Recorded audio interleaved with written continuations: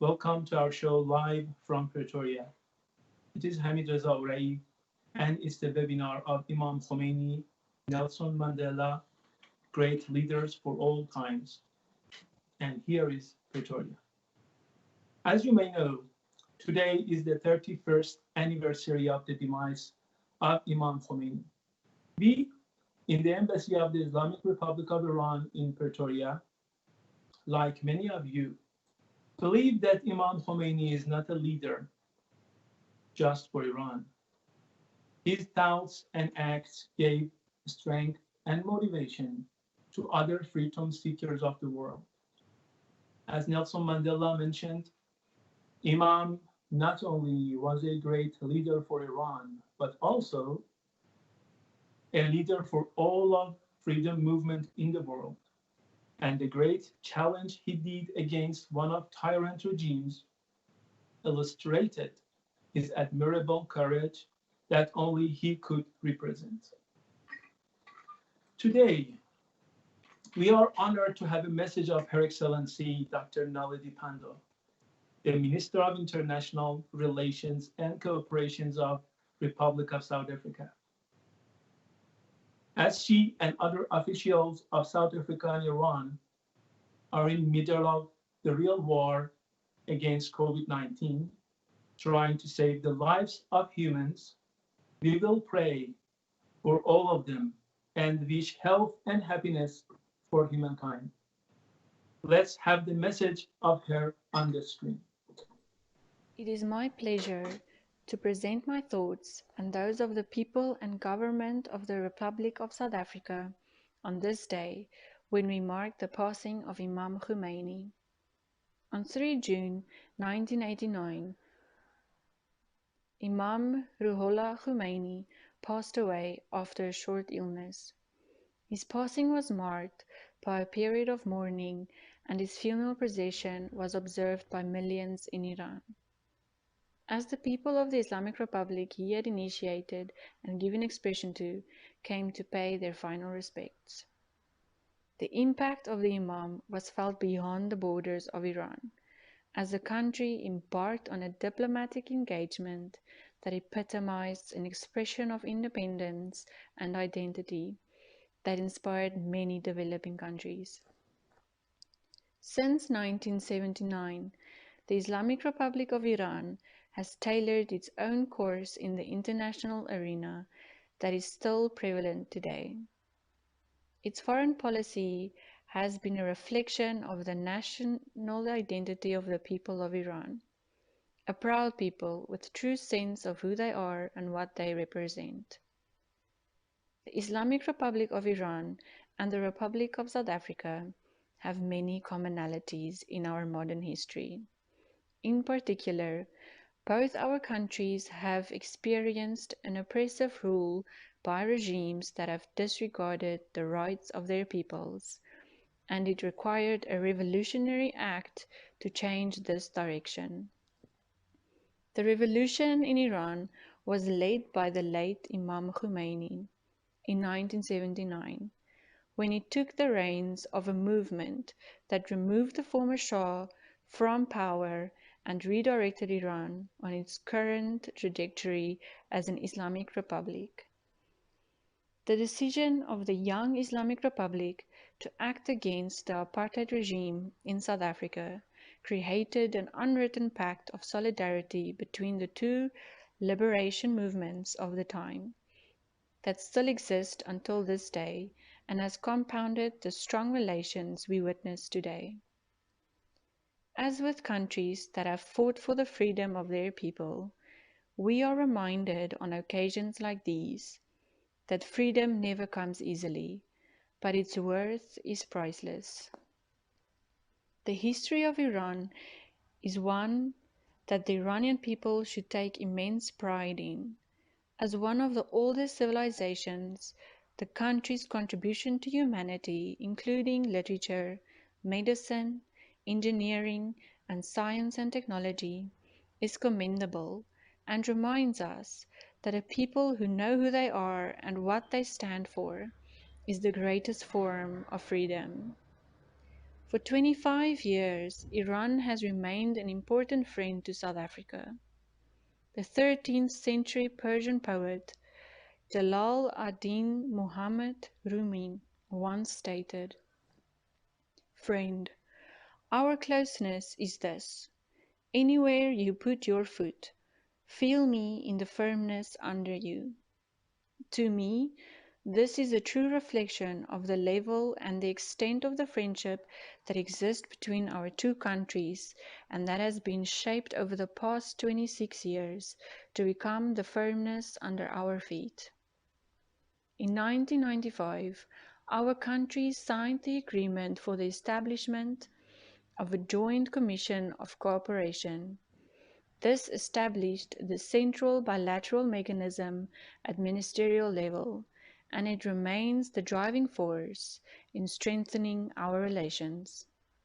Both the Imam and our own Madiba would have been proud that on 16 October 2019, I had the pleasure of co-chairing with my counterpart, His Excellency Minister Muhammad Javad Zarif, the 14th session of the Joint Commission, the longest-running bilateral mechanism with any country in this incredible region. Whilst we hold the Middle East in the highest regard, we are concerned about the escalation of tensions in this important region.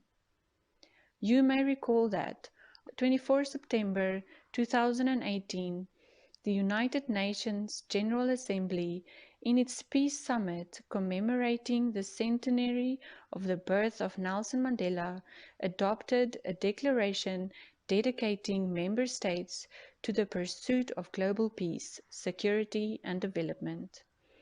The declaration also earmarked 2019 to 2028 as the Nelson Mandela Decade of Peace. In keeping with this vision, we have, therefore, chosen for our term on the Security Council the theme, "Continuing the Legacy, Working for a Just and Peaceful World." As a responsible, non-permanent member of the United Nations Security Council, South Africa works tirelessly towards the achievement of this goal. In this context, South Africa believes that the Middle East remains critical to the world trade, especially global energy security, as well as regional peace, security, and stability. A further matter of concern to South Africa is that the tensions in the region inevitably led to diminishing attention being given internationally to the plight of the Palestinian people. South Africa maintains its principled position that unilateralism threatens the global balance of power, security, and stability in a relatively volatile environment. International cooperation, dialogue, and consultation is therefore critical to ensure peaceful interaction amongst states. This notion, coupled with the effect of the outbreak of the global COVID-19 pandemic, makes us realize how vulnerable our societies are and how important strong leadership is in navigating us through these crises. The responsibility and commitment to the independence of thought remind me of one of the Imam's teachings, specifically when he said, "Every one of us, man or woman, has the responsibility to determine his or her own destiny, just as we must say our daily prayers." It is indeed our own hope that these words continue to ring true, as every person remains committed to determine their own independent path. Just as the Imam's actions ensured the Islamic Republic of Iran was able to determine its own independent destiny.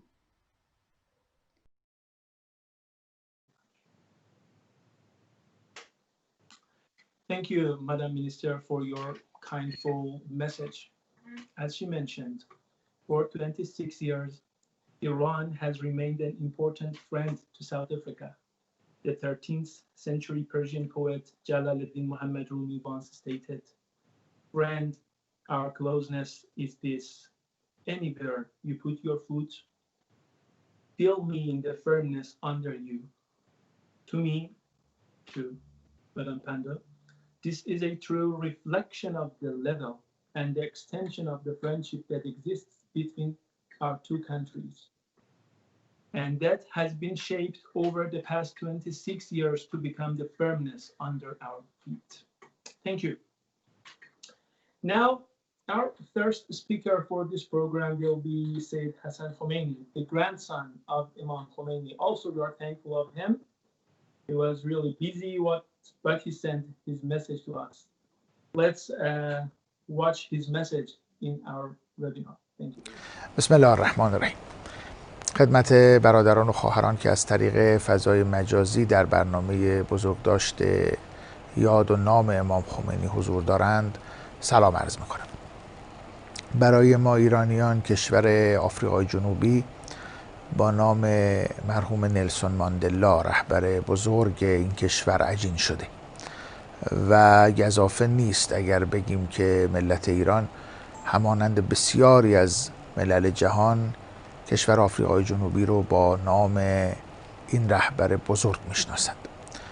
برای من هم البته افتخار بزرگی بود که در سال 1999 در سفر به آفریقای جنوبی فرصت دیدار بسیار صمیمانه و به یاد ماندنی رو با آقای نلسون ماندلا داشتم. اونچه که موضوع اصلی برنامه امروز ما، برنامه و بزرگداشت امام خمینی هست و اون رو با آفریقای جنوبی پیوند میده، اهداف مشترک دو انقلابی است که مردم این دو کشور داشتند که برای آزادی از اسارت رژیم شاهنشاهی در ایران و آزادی از اسارت رژیم آپارتاید در آفریقای جنوبی این دو انقلاب رو به وقوع پیوستند. دو رژیمی که به رغم تحریم‌های سنگین سازمان ملل علیه آپارتاید دارای پیوندهای عمیق سیاسی و اقتصادی و نظامی بودند و رژیم شاه چنان که می‌دونید یکی از متحدین برجسته رژیم آپارتاید بود. تاریخ روابط دو ملت بزرگ ایران و آفریقای جنوبی از زمان فروپاشی آپارتاید و روی کار اومدن دولت غیر نژادی و دموکراتیک در 25 سال گذشته روزهای بارزی رو داشته و روابط ایران رو با رژیم آپارتاید بعد از انقلاب ما قطع شده داشتیم و این هم ناشی از یکی از تصمیمات استراتژیک امام بود که قبل از پیروزی انقلاب فرموده بودند در صورت پیروزی انقلاب روابط رو با رژیم آپارتاید قطع میکنند. در اولین روزهای پس از پیروزی انقلاب هم این اتفاق افتاد و دولت انقلابی ایران با اخراج سرکنسول آفریقای جنوبی آپارتاید در اون روزگار تمام پیوندهای سیاسی، اقتصادی و نظامی خودش رو با رژیم آپارتاید قطع کرد و به حمایت همه جانبه از مبارزات بر حق شما برخاست. این از افتخارات انقلاب و نظام جمهوری اسلامی است و یادم هست که همواره نلسون ماندلا به این مطلب تأکید داشت و از او به نیکی یاد میکرد. به رغم فشارهای دولت‌های بزرگ قاطعانه و شجاعانه ملت ایران حمایت خودش رو از روابط دو کشور ادامه دادند و جا داره که در پایان یاد و نام امام رو و همه شهیدان راه آزادی رو گرامی بداریم، به همه ارواح همه آزادی خواهان درود بفرستیم و مراتب تشکر خودم رو هم از همه برگزار کنندگان این جلسه ابراز دارم. خداوند یار و نگهدار دو ملت ایران و آفریقای جنوبی باشه.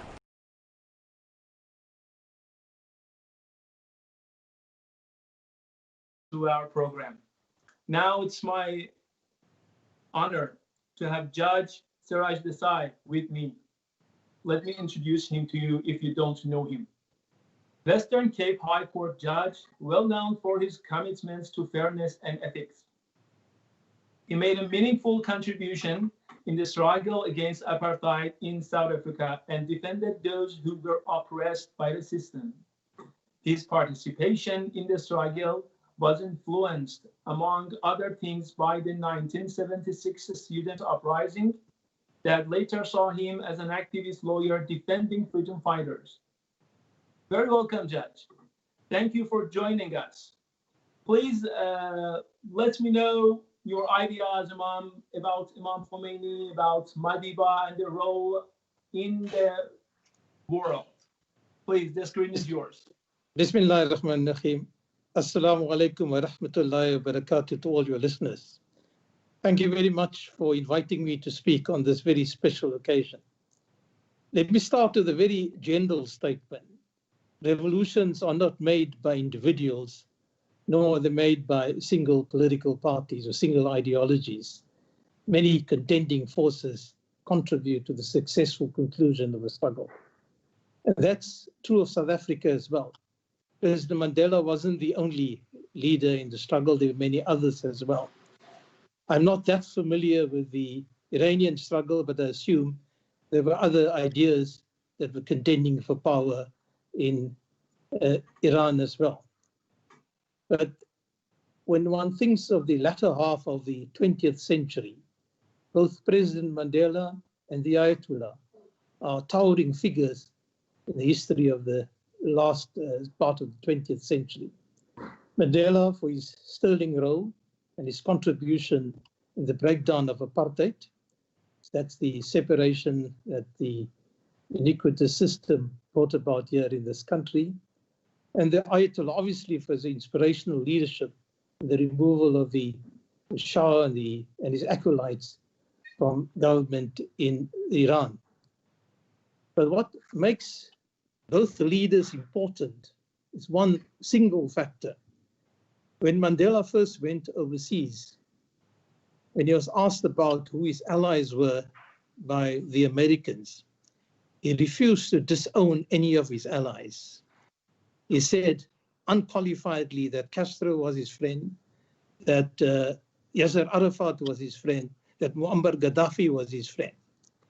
What he did was he asserted an independent foreign policy and did not allow the United States to dictate the foreign policy of this country. Equally, the Ayatollah mentioned rather picturesquely, but more bluntly, the idea that America was the great shaitan. It incorporated the idea of the forces aligned against the real transformation of people throughout the world. We salute both the leaders for that position they've taken in the international arena. Secondly, an important aspect of both leaders, they called for unity. President Mandela called for unity amongst the oppressed against the forces of darkness in this country. He called for unity in the face of oppression. And when he assumed power, perhaps debatably so, he called for unity of all South Africans in rebuilding this country. Perhaps he overestimated the goodwill that existed amongst our former oppressors. But he echoed the call throughout and in the most desperate and dark times for unity in rebuilding this country. Now, I am reminded of the Ayatollah in the same regard, and in a different context, the unity of Muslims, the unity of Islam, which he repeatedly echoed, was fundamental to his thinking. But more importantly than fundamental to his thinking, it was an approach that it was prescient in the sense that it foresaw what is happening in the world today. Today, more than ever before, we see the disunity of Islam, not because of all the good people in the world, because certain countries that ally themselves with, and I'm happy to use the phrase, even if I must use the phrase, the great shaitan, who remains the great shaitan today. And more so today with their present leader. I mean, he patently has two horns. So one must begin to appreciate the leadership that was afforded by these iconic leaders, both in building unity and in bringing about the end of nefarious systems. Thank you. Inshallah. Thank you, Judge. Thank you. As I get, independence and unity are two common things that these two great leaders had in their struggle against oppression. Thank you so much, Judge, for your presentation in our program, and hope to see you soon in other program. Thank you. All the best and bye. Inshallah. Alaikum salam. While Nelson Mandela, freed from prison, commented on the effect of the Islamic Revolution led by Imam Khomeini as Islamic Revolution of Iran, under the leadership of Imam Khomeini, raised hopes to revolution of South Africa against the unjust regime, and with no doubt, history will never forget the role of Islamic Iran. Now it's a turn to have Dr. Abbas Salehi, Iranian scholar and journalist who now is the Minister of Culture and Islamic Guidance in Iran.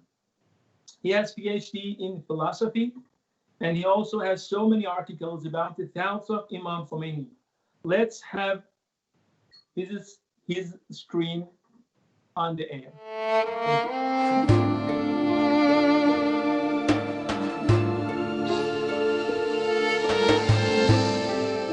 بسم الله الرحمن الرحیم. خانم ها، آقایان، سلام خود و مردم ایران را به شما عزیزان تقدیم می دارم و به روان پاک آزادمردان جهان به ویژه امام خمینی و ماندلا درود می‌فرستم. در این فرصت کوتاه در 31مین سالگرد ارتحال امام خمینی به چند ویژگی شخصیتی ایشان اشاره می‌کنم. ویژگی‌هایی که در کنش و نگرش اجتماعی و سیاسی ایشان تأثیری اساسی داشتند. امام خمینی در زندگی فردی و ارتباطات اجتماعی خیش بسیار منظم و قانونمند بودند. از پوشش فردی تا نظم و برنامه‌ریزی‌های شخصی در امور مختلف زندگی، ایشان نمونه‌ای از قاعده‌مندی و بهره‌وری منظم از فرصت‌ها و اوقات بودند. این نظم فردی به ایشان نگرش نظاممند به جامعه و سیاست می‌داد. اینکه ایشان در حوزه رفتار اجتماعی حتی مواردی از قبیل مقررات ترافیکی را مشمول مقررات شرعی و دینی می‌دید و تخطی از آن را حرام می‌دانست.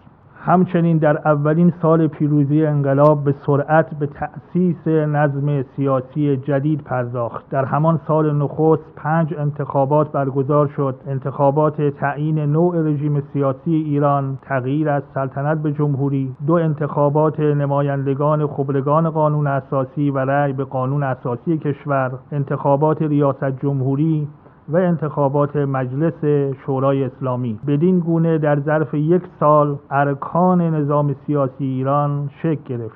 شخصیت منظم، قانونگرا و قاعده‌مند امام خمینی ایشان را به تأسیس و پیگیری نظریه‌ها و نظامسازی‌های اجتماعی و سیاسی قانونمند سوق داد و جمهوری اسلامی ایران رهاورد این نگرش و مشی شخصیتی قانونگرا بود. ویژگی دیگر که در امام خمینی بارز بود شخصیت باثبات ایشان هست. ایشان در طول زندگی و در ایام مبارزه و رهبری از قدرت والای وجودی برخوردار بود. این جمله را ایشان بارها فرموده بود که من در عمرم نترسیدم. آنگاه که مأموران رژیم پیشین اون را شبانه به حبس می‌بردند، این تعبیر را به کار برد که آنان می‌ترسیدند و من ترسی نداشتم. امام در پرتو چنین شخصیتی به جامعه و نظام مستقل با ثبات و غیر وابسته می‌اندیشید. نظام اجتماعی و سیاسی که او بنیانسازی آن را داشت و اکنون بیش از 40 سال از آن می‌گذرد، چنین الگویی از رهبری را در پیش خود دارد. جامعه و نظام سیاسی که در قطب‌بندی بلوک شرق و غرب در دوران جنگ سرد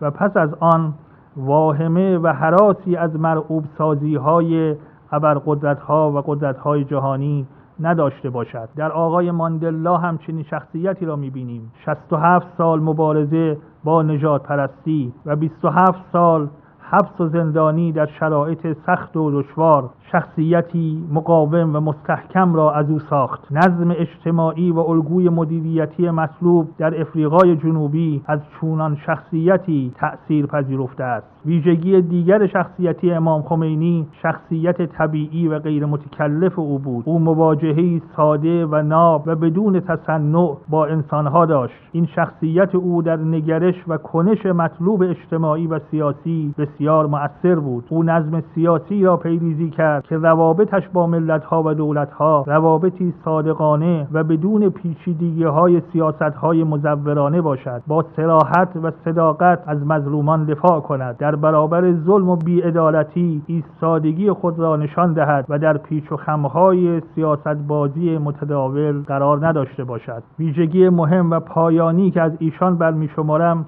شخصیت عرفانی امام خمینی است. ایشان یکی از بزرگان و برجستگان سلوک معنوی جهان اسلام به شمار می رود. شخصیتی که هم در عرفان نظری و هم در عرفان عملی دارای برجستگی های کم نظیری است. نظریه پردازان عرفان اسلامی 4 سفر را برای سالک معنوی برشمردند. سفری که عارف به سوی حق دارد و در این سفر تلاش می کند که از حجاب طبیعت و مخلوقات عبور کند و آنها را در آینه حضرت حق ببیند. پس از پایان این سفر دومی آغاز می شود. سفری است که در افق وجود غیر متناهی حضرت حق رخ می دهد که سختی ها و دشواری های فراوانی دارد. پس از آن دو سفر دیگر در راه است. سفری که سالک در حق متوقف نمی ماند و به سوی خلق باز می آید و کنه و باطن حقایق اشیا و مخلوقات را درک می کند. و آخرین سفری است که پس از شناخت حقایق این قدرت را در می یابد که چگونه می تواند مخلوقات و انسانها را با شناختی که از حقیقت آنها پیدا کرده است راهنمایی کند و راهبری به سوی حضرت حق داشته باشد. در این سفر انبیا با نبوت تشریعی و اولیاء الهی با بهره‌وری از هدایت خداوندی امکان دستگیری و راهنمایی انسانها را پیدا می کنند. امام خمینی که خود سالک معنوی این سفرهای 4گانه بود، با روح عرفانی و معنوی خود جامعه سازی و نظام سازی معنوی را پیگیری کرد. جامعه و نظام سیاسی که سیاستش عین عرفان و معنویت باشد. جامعه و نظام سیاسی که در جمال و کمال محدود متوقف نماند، بلکه مقصد خود را کمال بی‌پایان قرار دهد. جامعه و نظام سیاسی که انگیزه الهی و نه شخصی یا گروهی را پشتوانه کنش و اقدام خود کند، چه این که فرمود قل انما اعظکم بواحده ان تقوموا لله مثنی و فرادا. در پایان سخن مجددا یاد و خاطره بزرگان صلح و عدالت و آزادی را از جمله امام خمینی و ماندلا گرامی می‌دارم. راهی که همچنان پر رهرو در جهان خواهد ماند.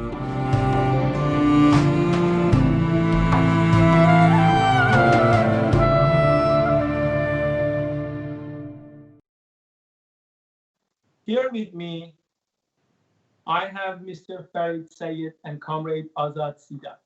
Let me introduce them to you. Farid Sayed is the founder and editor of Muslim Views newspaper in South Africa. As a journalist and activist during the anti-apartheid struggle and beyond, he has written extensively on Imam Khomeini and the Islamic Revolution, especially in the build-up and during the 1980s.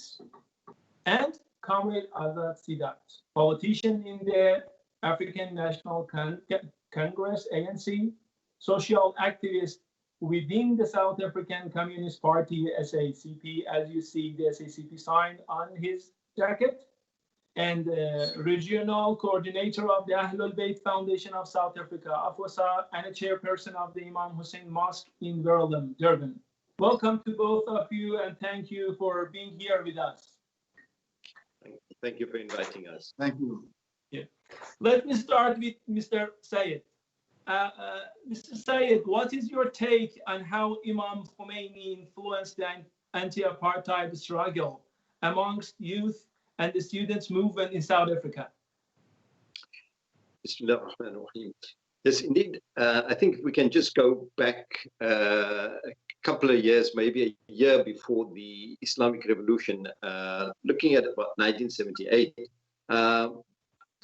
messages were coming through from people in exile. There was an organization called the MSA, Muslim Students Association in the US, PSG. And, you know, I used to receive their newsletters and, publications. And I got in touch with them, and they actually represented PSG, stood for the Persian-speaking group of Muslim students in the USA.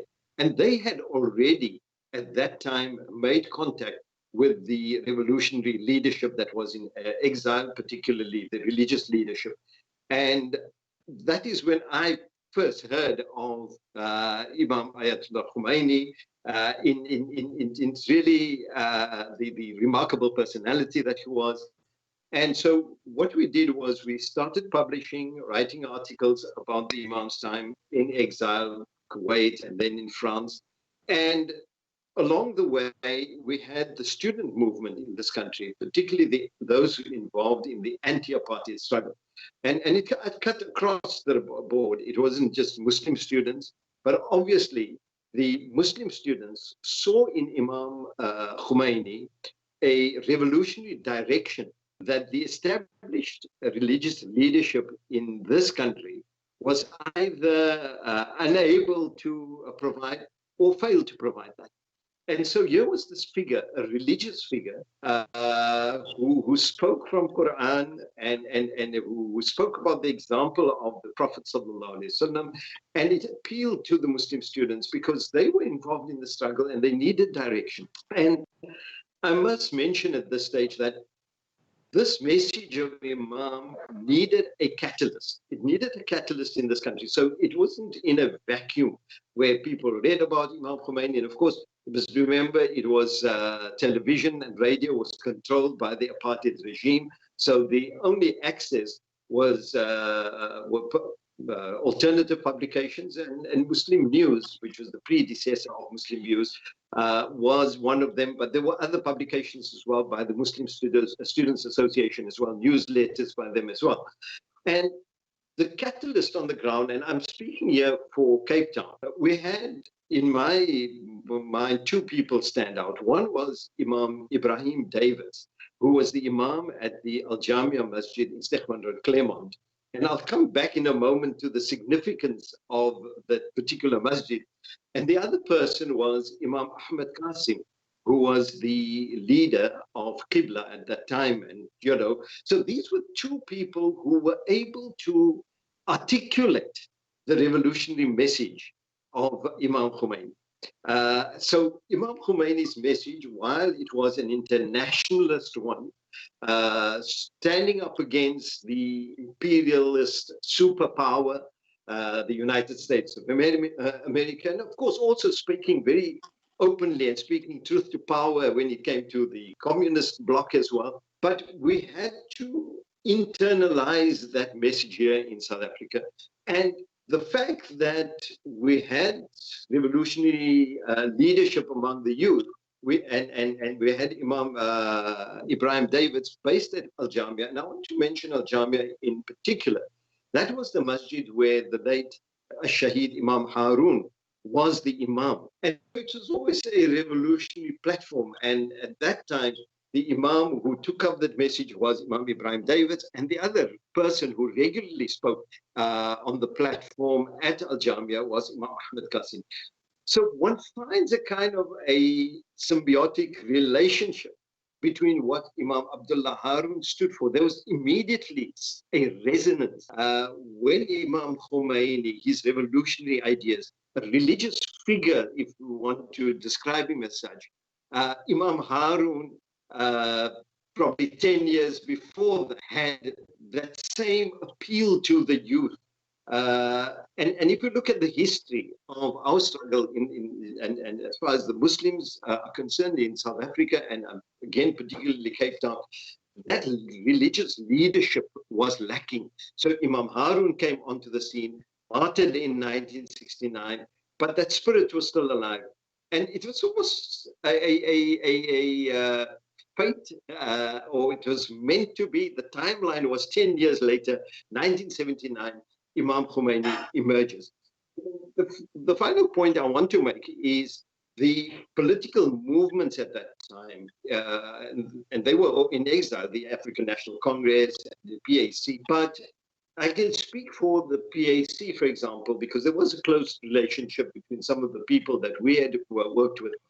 And again, and here I want to point out to how Imam Khomeini's message went beyond just the Muslims. I've been emphasizing about the religious leadership, which is very important, but I think it's also important to emphasize that Imam Khomeini's message was one that the movements, the liberation movements were able to take on. And here I can speak about the Pan-Africanist Congress, the Black Consciousness movement, and where we looked at Imam Khomeini and Imam Harun having that kind of resonance towards each other. People also saw, for example, Robert Sobukwe, Mangaliso Robert Sobukwe, was one person that stood out, this intellectual giant. And so we find that the message of Imam Khomeini was not just restricted to the Muslim community, it was not this religious leader for Muslims, it went beyond that. And it was, so we had Imam Khomeini as that figure, with a revolutionary ideology, but there were people here on the ground who were able to take that on and articulate it. So the impact of Imam Khomeini on the anti-apartheid struggle was a profound one, a deep-rooted one. Of course, along the way, people tried to divert attention from that role by bringing up all other sort of sectarian issues, etc. Imam Khomeini's appeal went beyond sectarianism. It was a revolutionary message, and I think when it comes to the Muslim student movement in particular, they found in Imam Khomeini where a leadership and a direction which unfortunately either was people failed to provide it or were unable to provide it. And then I also acknowledge those people like Imam Ibrahim Davids and Imam Ahmad Qasim, amongst others, who were able to articulate that revolutionary. Thank you, Mr. Farid. What you have told support the idea that ideology of Imam Khomeini is international and wide as the globe. So in any other part of the world, you can find people who following his ideas, and so many good revolution happened by his ideology. Thank you so much.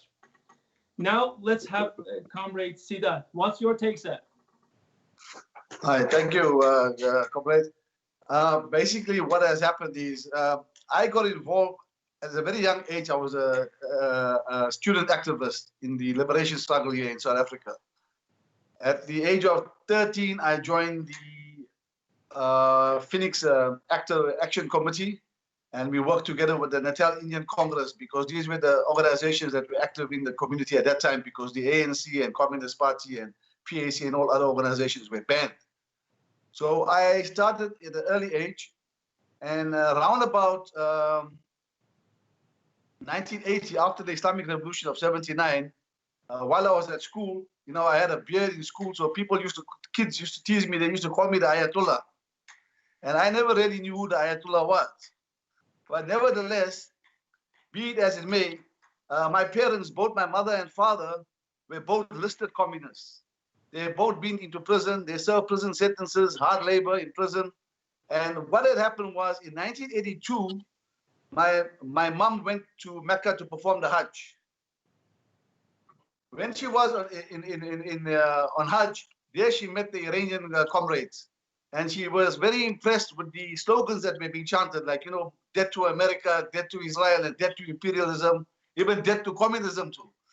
But be that as it may, she said that, when she saw this anti-imperialist struggle of the Iranian Hujaj, she realized that, something was lacking in South Africa, and something was lacking within the Islamic body in South Africa, because this was not, when they grew up in South Africa, there was nothing about Islam in South Africa, basically. It was just basically rituals. And seeing the mass demonstrations in Makkah of the Iranians, she was very impressed. And when she came back to South Africa, she came home, she told me, Azad, I want you to do me one favor. Stop wasting your time now with all these activities and go and study the Islamic revolution and get that message across, because that is the future of the struggle.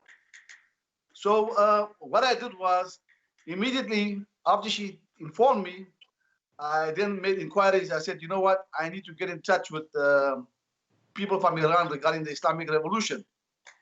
So in 1982, I set about trying to get in touch of, get hold of the Islamic Republic in South Africa.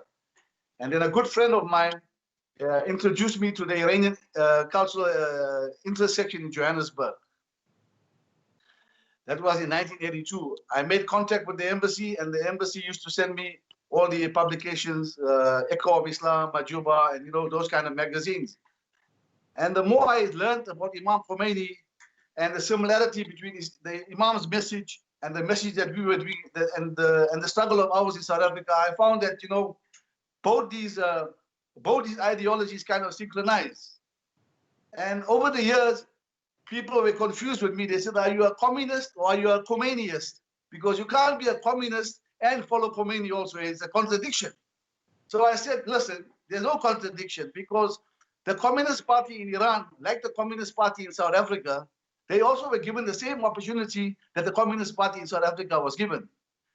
During the course of the uprising and the student unrest in Iran preceding the Islamic Revolution, we acknowledge that the Communist Party, the Tudor Party, also played an important role in mobilizing workers in Iran. Imam made it quite clear to them before the revolution, before the referendum, that listen, you are part of the Iranian people, you are part of the struggle, and we need you to contribute. But obviously, the Tudor Party, being influenced by the Soviets, thinking that they are the vanguard party and they want to create mischief, they started terrorizing the people in Iran with all the terrorism, blowing up the parliament, and this is completely condemned. As a communist, I say I condemn that action of those communists. They are stupid to do that, because they do not understand. They could not conceptualize the message of the Islamic Revolution. The Islamic Revolution is a socialist revolution. This is why today you look around the world, who are the friends of Iran?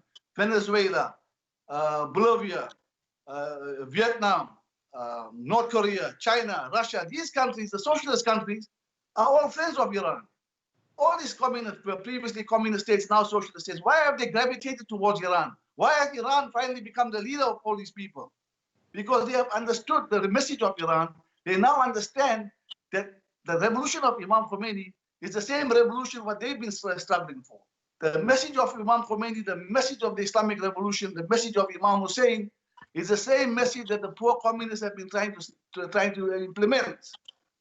It's the same goal, same objectives. And we believe, me personally, I believe that, as communists believe that the work of communism can only be implemented once the entire world is socialist.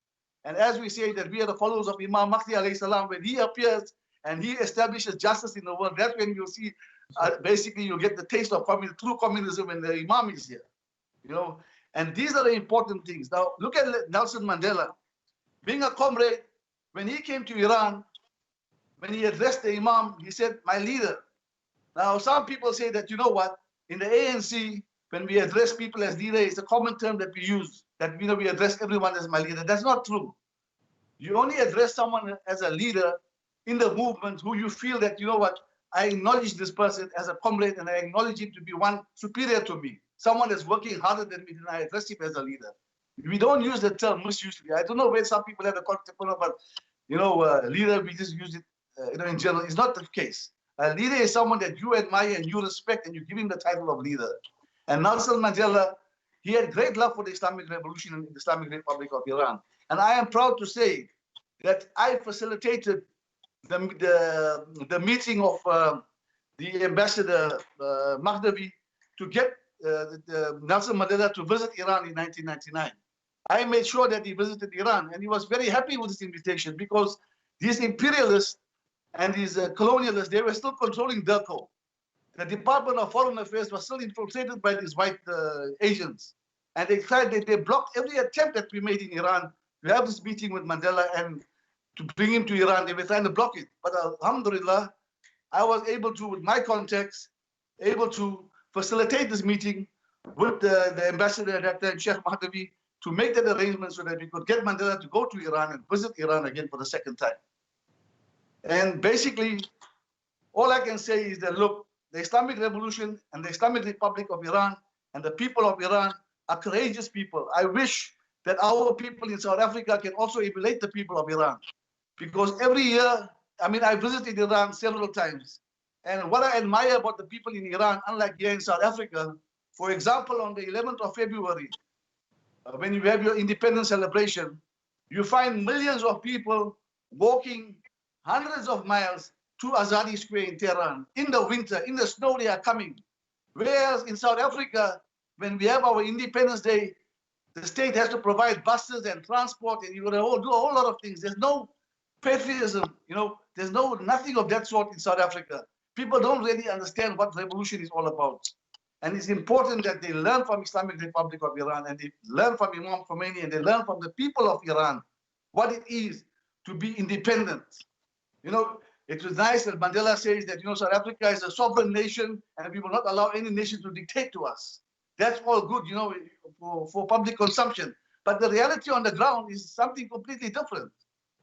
And our politicians here, our leaders here in South Africa need to wake up.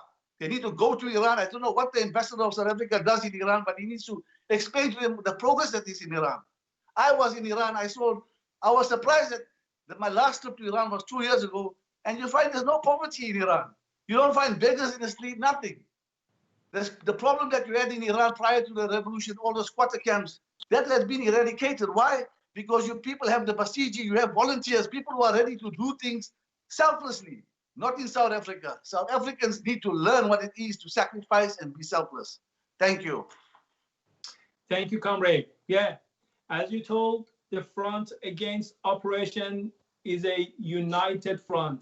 The name is not important. Yeah, that's it. Thank you, Mr. Faid Sayed. Thank you, Comrade Azad Sidat, for your presence, for your presentation in our program. All the best to both of you. Bye.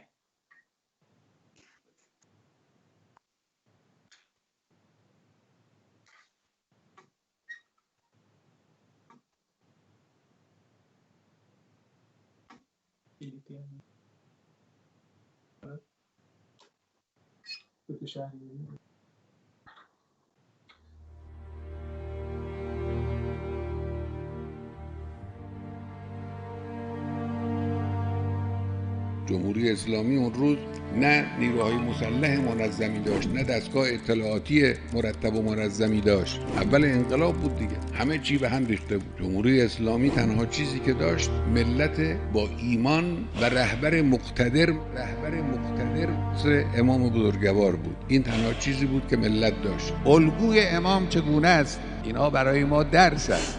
اولا امام در مواجهه با این دشمنی‌ها و دشمنان برخورد شجاعانه و فعال داشت. برخورد از روی ضعف و انفعال نداشت. دوم، از هیجان زدگی پرهیز می‌کرد. امام در مقابل حوادث هیجان زده نمی‌شد. سوم، امام اولویت‌ها رو رعایت می‌کرد، تمرکز بر اولویت‌ها می‌کرد. چهارم، اعتماد به توانایی‌های مردم. امام ملت ایران رو ملت بزرگ و آگاه و توانایی می‌دانست، به آنها اعتماد می‌کرد، به آنها خوشبین بود، مخصوصاً به جوانان. پنجم، بی‌اعتمادی به دشمن. یک لحظه امام در طول 10 سال حضور با برکت خود در رأس نظام اسلامی به دشمن اعتماد نکرد. ششم، اهتمام به همبستگی، به اتحاد ملت. هر چیزی که ملت رو به 2 دسته تقسیم کنه، به 2 قطب تقسیم کنه، از نظر امام مردود بود. هفتم، ایمان و اعتقاد راسخ به نصرت الهی و به وعده الهی. من به شما عرض میکنم ما بعد از امام همون راه امام رو مو به مو دنبال کرده ایم و انشاءالله خواهیم کرد.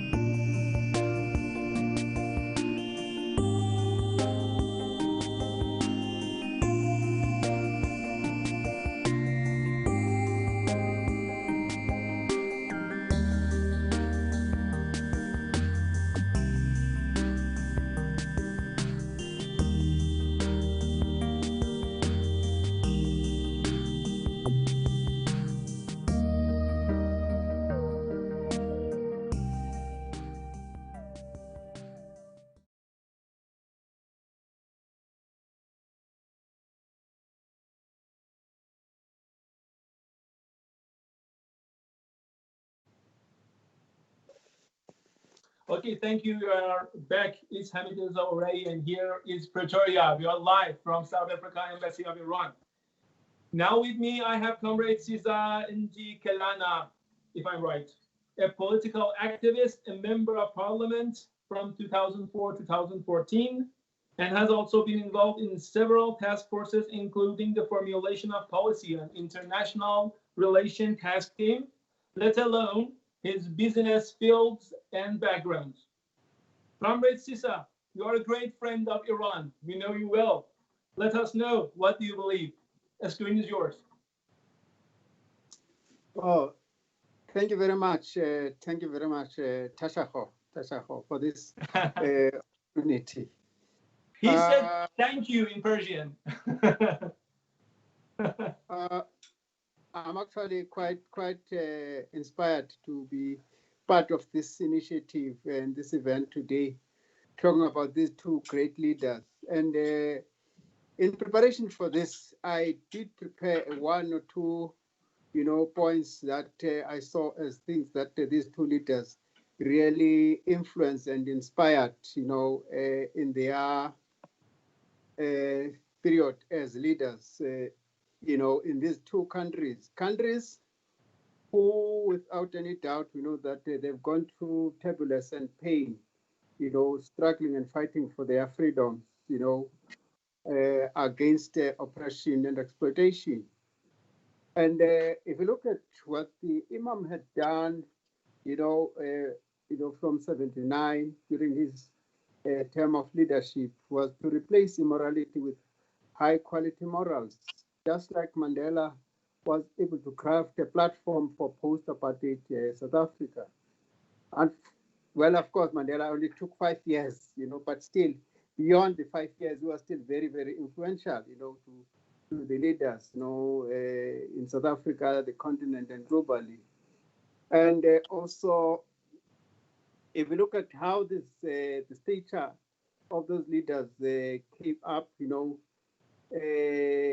during their term of office, shall I say, they were able to reinstate both countries into the global arena, whilst they still ensured that these two countries remain independent, by not pandering to the West, not to the East. Of course, a very interesting point was when Mandela stood firm and was unable to get swayed by the West to drop solidarity with Cuba, Libya, and Russia, particularly that time. That's what he was open about. But it won't surprise me that also Iran must have been part of the list that was sent to him. But of course, as you can see, up to date, South Africa, follow that legacy. Hence, you'd find us being very much embroiled in the solidarity with Iran even these days. By the way, I trust everyone is aware that we have, as the African National Congress, taken a firm and a clear decision and a resolution to be,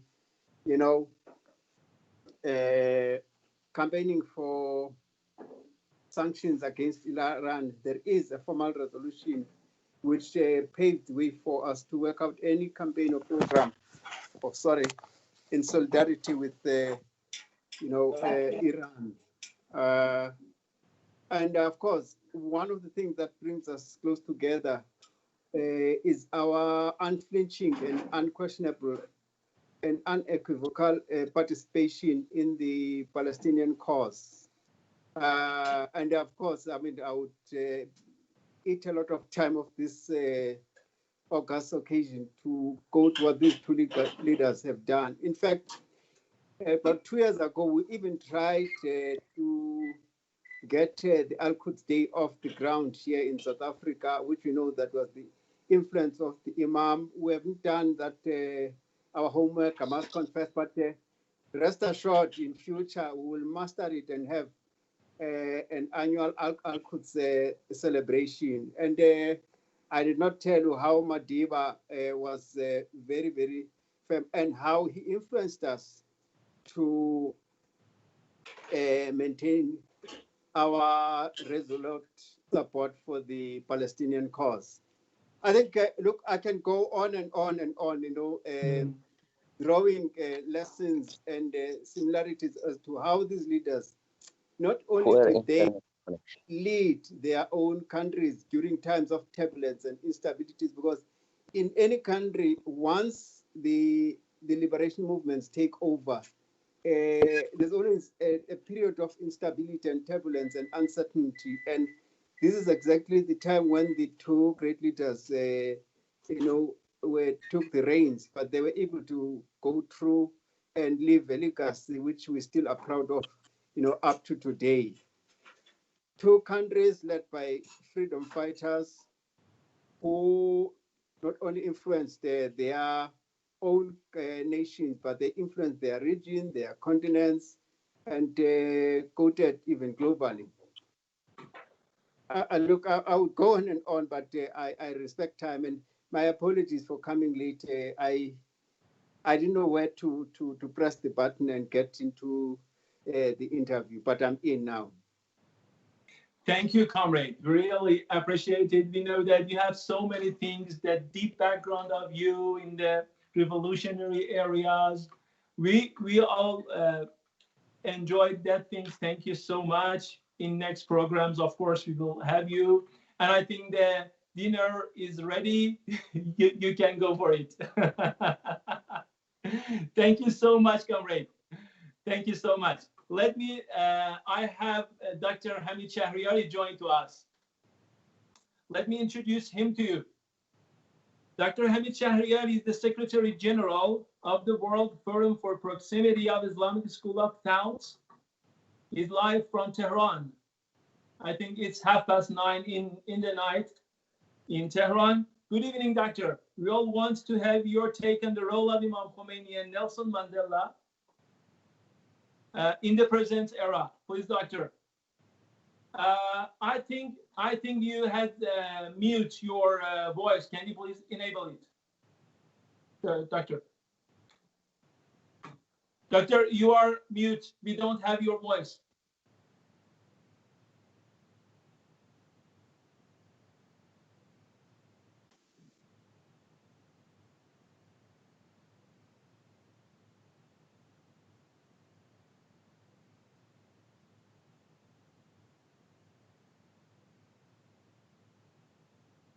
Still it's mute.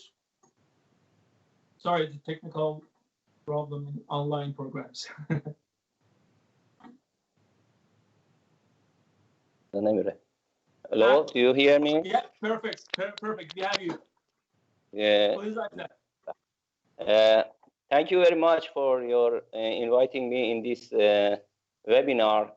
I would like to explain about the Imam Khomeini's aim in Islamic revolution, actually, and would like to say that Imam Khomeini, as the greatest reviver of Islamic values in contemporary times, knowing the arrogant temperament of the dominant powers and inspired by the Quranic thinking, fought against the world system of hegemony and refused to step back of his principle and beliefs. The anti-arrogant spirit of Imam Khomeini caused the Islamic Republic of Iran to have a stable and effective presence in the international arena for nearly 4 decades. Various tricks of the global arrogance regime failed to overthrow or weaken the Islamic Republic. In today's world, most countries fall into 2 categories, the oppressors and oppressed. It is the military hegemonic system that uses its vast military, economic, media, and cultural resources to impose its will directly or indirectly on other nations, and it prevents the implementation of the policies of nations and government at his own will. In other words, it deprives them of their freedom and independence in various ways. Imam Khomeini believed that the Islamic world must unite and act in order to overcome this system of domination. According to him, in the present age, the arrogant powers of the world have dominated the oppressed, and the duty of the Islamic world is to confront the oppressor and defend the oppressed. According to Imam Khomeini, the main goal of world system of hegemony is to dominate the resources of the Islamic world, and they intend to increase their wealth through looting the possessions of the Islamic countries directly or indirectly. And in this way, they do not refrain from any kind of war, mass destruction, murder, and spoliation. As we can see now in US, what is happening nowadays. At the same time, the use of software tools to convince the Islamic Ummah of the need and dependence on this system, and to promote the spirit of incompetence among the Islamic Ummah in another trick of the enemies of Islam, preventing progress in the Islamic world and holding the Islamic countries back in scientific fields, and among the other measures they are pursuing to maintain their dominance. In Imam Khomeini's thought, all Muslim nations should try to gain their independence and get rid of the domination of this oppressive enemy and freely establish their desires Islamic system. He himself established a system of Islamic Republic in Iran, and by doing so, the light of hope shone in the hearts of the oppressed of the world. Islamic nations have observed that the religion of Islam has the potential to establish a divine system and confront oppressor face. Sorry, Doctor, I'm interrupting you. We have problem having your video. Can you please check your cell phone? Maybe you did not click the video button on your cell phone. We just have your voice. I check it again. I think that the poor internet connection. Now it's fine. Thank you, Doctor. Can I continue? Okay. Yeah. More than 40 years have passed since the birth of this sacred system, and now we see that this system has shown its effectiveness in practice to confront the arrogant system. Despite all kinds of hostile actions during this period, it is still moving forward with full authority in the path of progress and justice. Imam Khomeini's revolution showed that the religion of Islam is a path-breaking religion for mankind in the present age. After the public reception of the severe movement, the enemies of Islam tried to undermine this great achievement for humanity.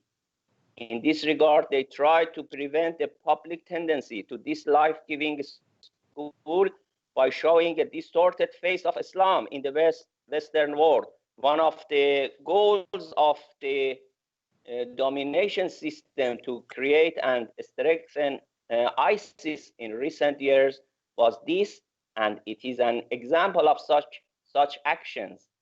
Supporting the aligned governments in the fight against global arrogance is another key axis in Imam Khomeini's thinking. At the same time, it should be noted that it is always easy to distinguish right from wrong.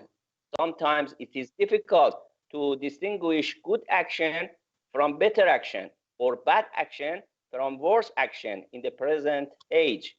We must not bow to oppressive regimes, even within the Islamic world.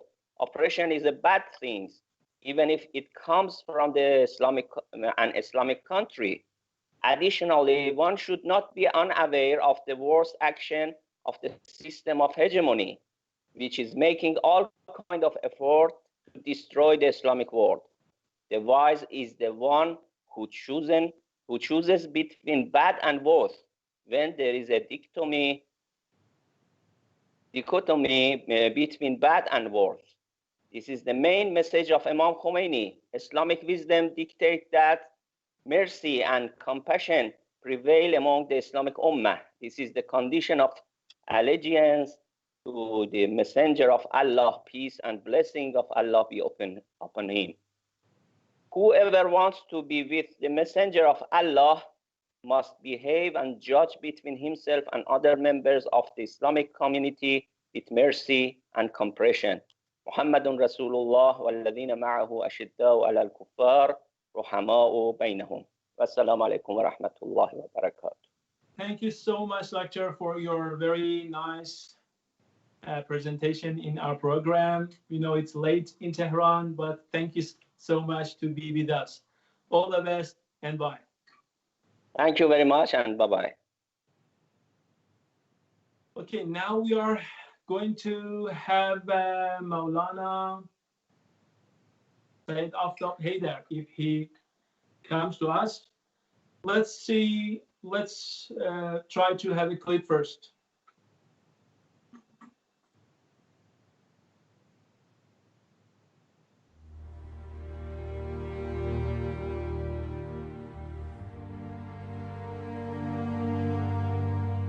جمهوری اسلامی اون روز نه نیروهای مسلح منظمی داشت، نه دستگاه اطلاعاتی مرتب و منظمی داشت. اول انقلاب بود دیگه، همه چی به هم ریخته بود. جمهوری اسلامی تنها چیزی که داشت ملت با ایمان و رهبر مقتدر مثل امام بزرگوار بود. این تنها چیزی بود که ملت داشت. الگوی امام چگونه است؟ اینا برای ما درس است.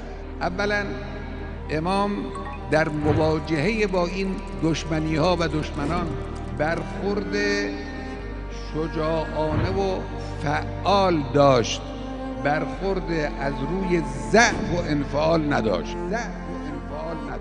دوم، از هیجان زدگی پرهیز میکرد.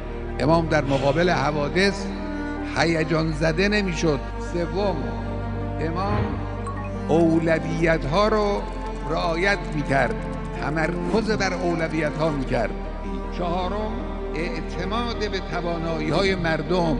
امام ملت ایران رو ملت بزرگ و آگاه و توانایی میدانست، به آنها اعتماد میکرد، به آنها خوشبین بود، مخصوصا به جوانان. پنجم، بی‌اعتمادی به دشمن.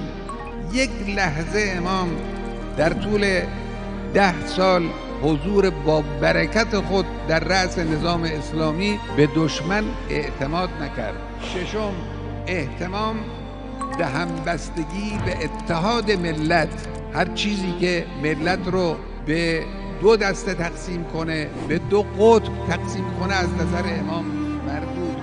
هفتم، ایمان و اعتقاد راسخ به نصرت الهی و به وعده الهی. من به شما عرض میکنم ما بعد از امام همون راه امام رو مو به مو دنبال کرده ایم و انشاءالله خواهیم کرد.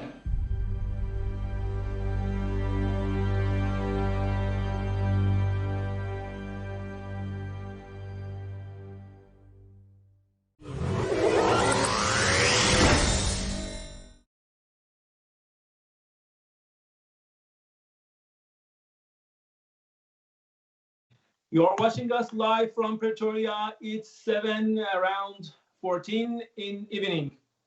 Now we are in here with Maulana Sayyid Aftab Haider from Cape Town, head of the Ahlul Bayt alayhi salam mosque complex in Cape Town, and head of Ahlul Bayt Foundation of South Africa, AFOSA. Maulana Sayyid Aftab Haider is a well-known scholar in South Africa, an activist, and a leader of the Muslim University. Thank you, Maulana, for joining us. It's our honor to have you here. Please start your presentation for our people. Assalamu alaikum wa rahmatullahi wa barakatuh. Thank you, brothers, for affording us this opportunity to share some of my thoughts regarding our great beloved leader, Imam Khomeini, rahmatullahi alayh. This great man, this greatest man of our cannot, of course, speak about him in 2-3 minutes, in few minutes. But as you have given the thoughts when we look at Imam Khomeini, rahmatullah alayh, and our leader in South Africa, Nelson Mandela, and to compare, I would like to draw a few important points in this regard. First of all, both leaders were great leaders, but naturally their approaches were different. Imam Khomeini has his own approach. Nelson Mandela has his own approach. We cannot always say that they have exactly the same approach. They have different backgrounds, different, approaches in their struggle. But what I would like to really draw your attention and all the people who are watching today is that both these leaders believe in honor of humanity, kiramat of insan. They believe in, kirama and honor of human being and insan. And I think that is the most important message we can learn from both leaders, and especially Imam Khomeini, rahmatullahi alayh. The philosophy of Imam Khomeini was that insan has been given dignity and respect by Almighty Allah subhanahu wa ta'ala and his creator. Submit to anyone other than Allah. Not supposed to be slave of anybody other than Almighty Allah subhanahu wa ta'ala. Imam rahmatullahi alayhi's approach, even in his political and social affairs, was purely based upon Tawheed, purely based upon Irfan, because he used to see that insan is creation of Almighty Allah subhanahu wa ta'ala. Insan is manifestation of mercy and compassion of Almighty Allah subhanahu wa ta'ala. And dignity of insan is dignity of Almighty Allah subhanahu wa ta'ala. And therefore for insan, freedom, liberation, independence, self-respect, and dignity as insan is crucial and important. With this idea, with this thought, and this deep mystical irfani approach, Imam rahmatullahi alayhi led this revolution against those who wanted to enslave human being, those who wanted to exploit human being, those who wanted to use human being for their own agendas. Imam came up with the real message of La ilaha illallah. Imam, embodied this kalima La ilaha illallah. No entity who is worthy of worship or submission, or we must be humble other than Almighty Allah subhanahu wa ta'ala. All of us, all our Muslim brothers and sisters, they read this kalama. But Imam Khomeini in our times taught us how to live with this kalama. It's very easy to say La ilaha illallah, but Imam Khomeini taught us how to live with La ilaha illallah. How to live with this real slogan that you're not going to surrender, you're not going to be humiliated, you're not going to be submitted to anything other than Almighty Allah subhanahu wa ta'ala. And that shows Imam's belief and faith in insan and dignity and honor of insan. And of course, the same concept in a very different framework, of course, we find in the thoughts of our Mandela and Madiba also, who respected human dignity, human spirit, and human rights, of course. Imam Khomeini rahmatullah alayhi, of course, is also very important for us as followers of the school of Ahlul Bayt, alayhimus salatu wassalam, in South Africa. As I said, one angle to look at Imam is looking at Imam from human and insani aspect, that is dignity of insan, liberation of insan, karamat of insan. That is one aspect looking at Imam rahmatullah alayh.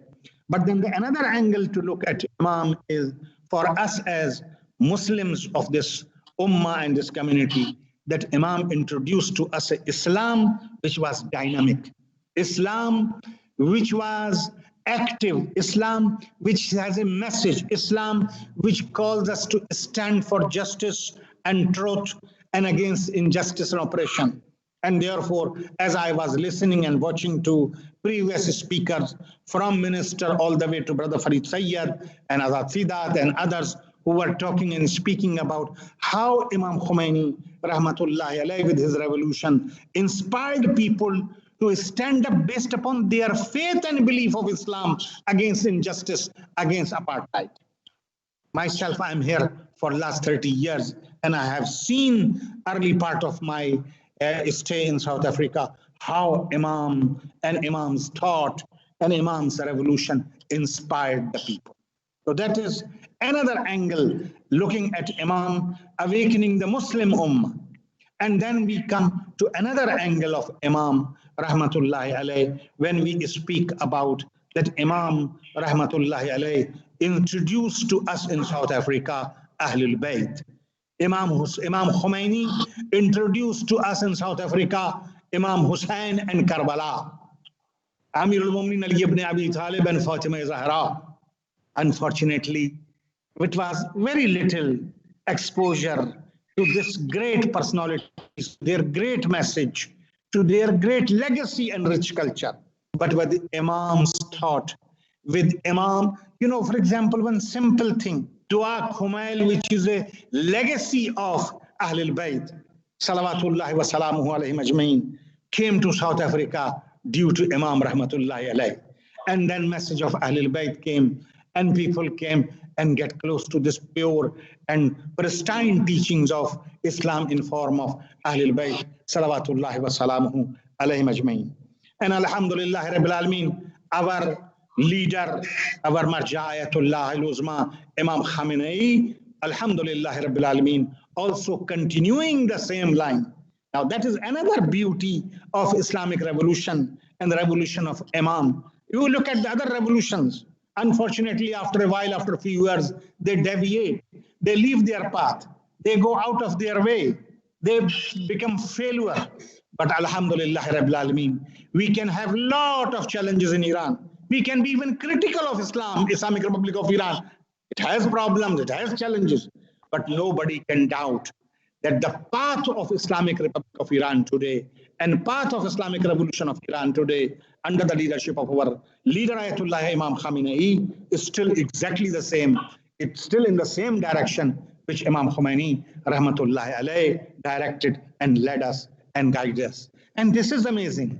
This is really very beautiful, and we are proud of it, that this revolution inspired from Quran, from human dignity, from Islam, from teachings of Ahlul Bayt, from school of Karbala, Alhamdulillah, continue to flourish and shine, inshallah. Inshallah, inshallah. Thank you so much. Thank you so much. Assalamu alaikum. Wa alaikum assalam. Thank you for being in our program. Hope to see you soon in Pretoria, inshallah. Shukran. All the best. Bye. Bye. Okay, let me have Maulana Hosseini. As he told us, we only have 5 minutes to have him because more than 10,000 people are waiting for him to have his speech. Let's see if we can have him in our program or not. I hope he pick up his phone. Yeah, we did it. Assalamu alaikum, Maulana. How are you, my brother? Let me just quickly introduce you to those people who don't know you. I know so many people in South Africa and all over the world know you. Let me find you. Yeah. Sayyid Abdullah Hosseini is a scholar, a passionate philosophy lecturer, and an activist who does not shy away from defending the oppressed people of the world and challenging oppressive regimes. He has organized many protests in solidarity with the people of Palestine, Africa, and across the globe. He leads the Islamic Center for Africa in Johannesburg. If if you want to call a symbol of revolutionary person in this era, we can name you. Please start, sir. It's a pleasure to have me in your beautiful show. I must congratulate you and our brothers and sisters at the Embassy of the Cultural Attitude for having such a very good program. I was watching all of the processions from beginning. Alhamdulillah, everything is very well, and all messages are very useful and also amazing. Alhamdulillah. Thank you. Well, what I have to contribute concerning Imam Khomeini, rahmatullah alayh, is in this short time that I have a memory of visitation of Madiba, which in that visitation we were talking about, because I went with my religious clothes and I resemble Imam Khomeini, rahmatullah alayh. As we sat and he knew that I am from Iran, he asked me, tell me about Khomeini. Talk to me about Imam Khomeini. And then I thought, I was just shocked for a while. And a little bit I thought, what similarity between Madiba and Imam I can find. So God brought in my mind to say to him that Madiba, he was also in jail for 26 years. And he was shocked. He said, how? I never heard that Imam Khomeini was in jail. He was in exile. Yes, a few months probably, yes, but not more than that. But then I started explaining about the whole scenario. I said to him that when he went to exile in Najaf, he was there for about 15 years. In that 15 years of being in exile, Imam Khomeini always was between his house and the shrine of Imam Ali and the place of teaching. He never went out of that town. Probably once he went to Karbala, and twice maximum in the entire 15 years. So that is a type of prison that he was there. And then when he came to Iran and he got the power, again he went to a very small house in Jamaran. And for 11 years, I said to her that the daughter of Imam Khomeini said to me myself, said 11 years Imam Khomeini was in that house. He may have gone out of this house just to have voting on an election day, to cast his ballot and then come back to the same place. So 15 years in exile and 11 years when he was in power, he was already in jail. And I urged him, when you go to Iran, I want you to go and visit that place. However, then he had one amazing sentence which I would like to share with the whole world. And that message is that he said, one of my ambitions was to meet this great man, but he was freed before me. He was freed before me. And that expression of Madiba when he said so, it was amazing for me. However, two great leaders, of course, we are at the time of the demise of Imam Khomeini. I remember those days that he passed away, and I was busy in a poetry conference in Iran, and then the whole situation was turned down and everywhere become dark. Personally, for 3 days, I was crying, and then also other issues which happened. I think my time is not so much wide for me to speak about the other memories that I have from Imam Khomeini, rahmatullah. Thank you, Maulana. You know the history, the things that you have in your memory, in your mind about what has happened during the Imam life, whether in Iran, whether in Paris, whether in Iraq. is good for the new generation of people around the world. Those who did not see him, they do not know who he was during his era and what he did to the people of the world. Thank you so much. Thank you. And it was our honor to have you in our program. All the best and good evening. Bye. A pleasure. Thank you very much. Thank you. Bye. Now, another guest of us will be Professor Harun Aziz. Actually, as he could not become live with us, he sent a clip to us. Let me just quickly introduce him. His primary discipline is quantum physics. His secondary discipline is history and biography. His seminal works and discoveries include the philosophy of energy, the neuroscientific theory of the mind, and the cognitive spiritual education model. He is the author of 20 books. He is among the eminent freedom fighters of South Africa. He has been blacklisted by the regime of USA. Let's watch his speech. But first, accept my apologies. The quality of the video is not that good, but the voice and the other things are perfect. Please, let's have him. Revolutionary greetings to all our comrades in Africa, Latin America, Asia, and the rest of the world. There are two great important leaders of the 20th century, occupying two different spaces, but at the same time.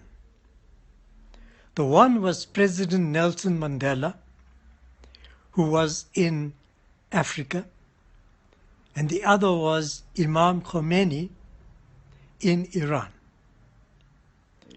Both these leaders had one thing in common, and that was their struggle against imperialism, colonialism, Zionism, and apartheid.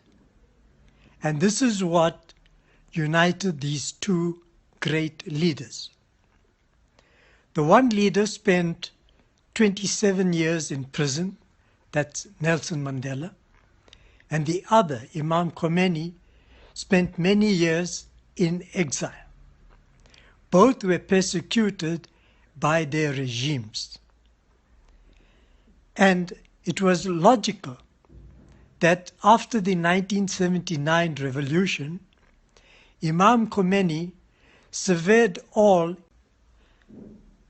This course meant that Iran divested all its shares from Sasol, and it recalled all the Iranian experts that were managing Sasol in South Africa.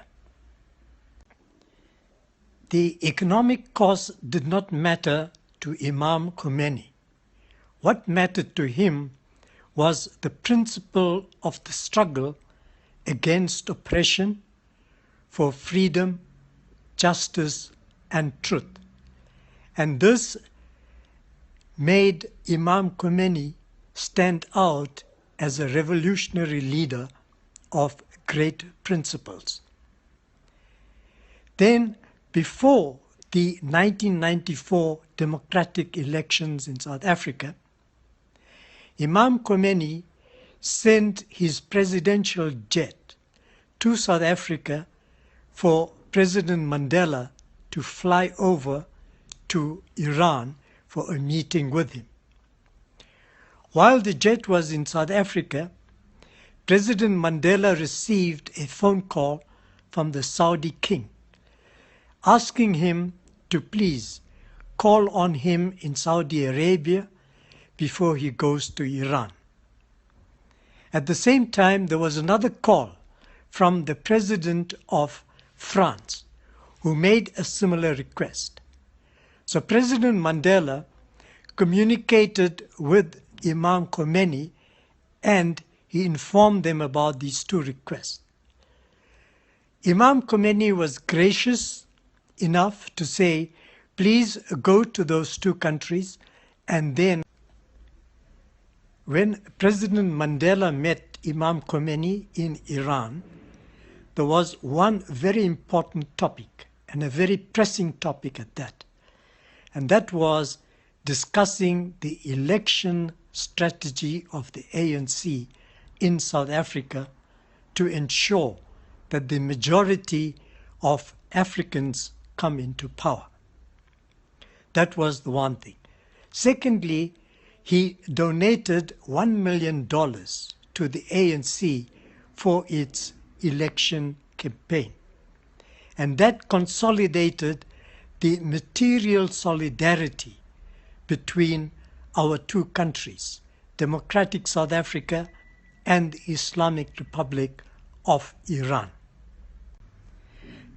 Imam Khomeini had lent his skills in overthrowing a 2,500-year-old feudalism in Iran. And President Mandela in South Africa, he lent his skills at overthrowing white feudalism and white monopoly capitalism in South Africa. That was the one thing that was also in common to both of them. Now, both these faces, President Mandela's face was the face of South African liberation struggle that stood as a metaphor against US imperialism, colonialism, Zionism, and apartheid. And Imam Khomeini's face was the metaphor for a similar struggle in the world. And these two faces will be embellished in liberation history of the world. The Iranian Revolution now continues under Ayatollah Khamenei, who is showing remarkable leadership in defying US imperialism by sending shiploads of oil to the besieged country of Venezuela. This is real international solidarity, and this solidarity spits defiance at USA imperialism. And the downfall of USA imperialism is for all to see, except for the President of the United States of America. And with this will come the downfall of Zionism, and hopefully the people of Palestine will get their right to self-determination and determine their own national sovereignty. So it is up to us, the progeny of Imam Khomeini and the progeny of Nelson Mandela, to continue the struggle against imperialism, colonialism, and Zionism. So the struggle must continue, and revolutionary greetings to all our comrades once again. Good night. It's 7:36 p.m. in Pretoria, and it's Hamid Reza from Embassy of Iran in South Africa. These days, we all are witnessing the brutal act of the US regime against its own people. We all, as humans, must show our solidarity and sympathy with oppressed people of the USA. And apartheid exists in new era. This is what Imam Khomeini and Nelson Mandela fought against. Knee on the neck is the strategy of racist regimes of the USA and Israel implementing on people of the world. The own people of USA now are the victims of this hegemonic strategy. Now with me, I have my dear brother, Mohammed Khaled Sayed, who is the provincial chairperson of the ANC Youth League in Western Cape and member of Western Cape Provincial Parliament, who since his days as a student activist has been promoting awareness around Imam Khomeini and the Islamic Revolution. As I understand, his main subject is Imam Khomeini in context of fighting against racism and COVID-19. Salamun alaikum, brother. Please start your speech. We are all ear. Wa alaikum salam wa rahmatullahi wa barakatuh to you, my brother, and to the leadership of the Islamic Republic of Iran and to the embassy. Let me firstly thank the hosts for putting together a wonderful program. A program that actually, I mean, really by paying tribute to the late Imam Khomeini, alongside our founding father of this democracy, President Nelson Mandela, really appropriate. Now, it is within the context of a global upsurge in the fight against racism that we commemorate the demise of our beloved Imam Khomeini this evening. A fight against racism that has been stimulated by an act of by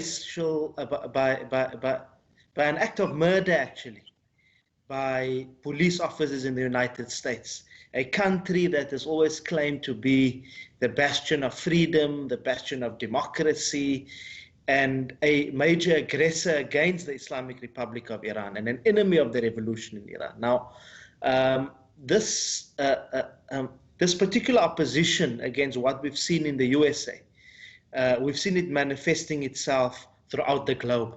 But we know that one of the major principles that Imam Khomeini stood for, and why it's appropriate that he's linked this evening to President Nelson Mandela, is the opposition to racism in each and every form. When Imam Khomeini led the Islamic revolution and the revolution triumphed over the Shah, one of the major aspects that he stood for was the issue of discrimination that you found in the Muslim world. He spoke against the fact that many in the Muslim world look down upon those who are African. He spoke against the fact that there were Persians who would look down on Arabs and Arabs looking down on Persians. It was a major theme in the discourse of the late Imam Khomeini. And this is why Imam Khomeini stood with the oppressed people of South Africa, because he saw apartheid as wrong. And we heard from the previous speaker, Professor Harun Aziz, as to how the Islamic Republic under Imam Khomeini's leadership cut off ties with apartheid South Africa. You had, during the time of the Shah, Iranians were considered to be honorary whites in South Africa. Imam Khomeini came and dismantled those relations because he fought against a despotic and a racist regime. The fact that the Shah supported apartheid meant that the Shah was a racist and was leading a racist regime. So, and in fact, Imam Khomeini's entire vision in starting Al-Quds Day, in practically supporting the resistance, the resistance against apartheid Israel, was also a symbol of his opposition against racism. Now, coming to our current context as well, the COVID-19, and we want to pay our respects and our support to the people of Iran for how they have been able to navigate through this deadly virus. It's now facing our people in this country, particularly placing the most vulnerable poor who don't have access to proper health care, placing them at a severe disadvantage. Now, it's that same spirit. Imam Khomeini and the vision behind the revolution was one of love for humanity, an undying love and complete love for humanity, selflessness. We look at the way even in which the Imam lived when he became the leader of the Islamic Republic, when he was in exile, his thought. Now, that spirit of undying love for humanity and solidarity is what can carry us through our resistance to this particular virus in many, many small ways. The fact that we sacrifice ourselves to say, instead of going out and socializing, we're thinking of the well-being of the next person, particularly the poorest of the poor, to prevent the spread of this disease.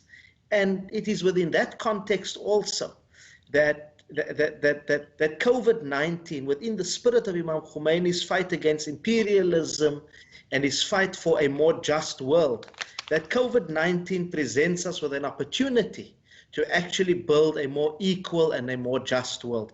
Because the problems we are facing as a result of COVID really illustrate the kind of inequalities we have in this country, the kind of inequalities we have in this world. The fact that we all need each other, we need to work towards a better world. But let me conclude by saying that this was possible. Imam was able to wage a relentless fight against the Shah's regime, a regime that was funded and abetted by the global powers and imperialists. He was able to do that because Imam Khomeini held firmly to a tradition. He was an embodiment of a tradition, of a spiritual tradition, which gave him a sense of discipline. Discipline and vision is needed if we ought to successfully fight racism, if we ought to get out of this virus and build a better world. Imam Khomeini's vision of truth was based on a tradition of following the family of our beloved Prophet sallallahu alaihi wasallam, following the family of the Prophet, following our beloved Prophet to the letter. Years of training of cultivating his sense of self-discipline in the areas of mysticism, understanding Islamic history, understanding jurisprudence, and understanding the emotive aspect as to why one has an attachment to the family of the Prophet. Because it's a family that stood for justice. Imam Ali alayhi salam, whom we've commemorated in Ramadan, voice of human justice, Sawtil Adalata bin Nas. Imam Hussein alayhi salam, it's because of Imam Khomeini, as previous speakers have said, that here in South Africa, the commemoration of Ashura in a very, very traditional manner, a manner that encapsulates Imam Hussein's justice, but that's also deeply emotive and in line with the cultural practices, that could become popularized to an extent here in South Africa because of that revolution. So we are grateful for that. So Imam was grounded in that tradition.